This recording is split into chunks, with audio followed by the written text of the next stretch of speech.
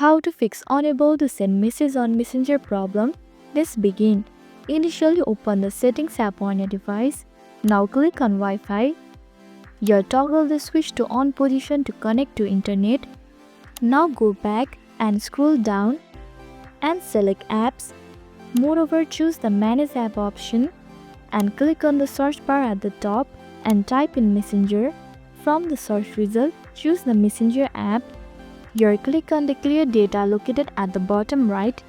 From the option that appears, choose clear cache and confirm the action when prompted. This action ensures your app runs smoothly. Now go back to your home screen and open the Play Store app. Furthermore, click on the search bar at the top and search for Messenger. Likewise, find the official Messenger app by Meta and tap on it. If an update is available, update the app to the latest version.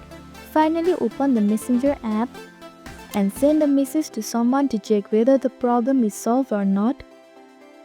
And that's it. I hope this video helped.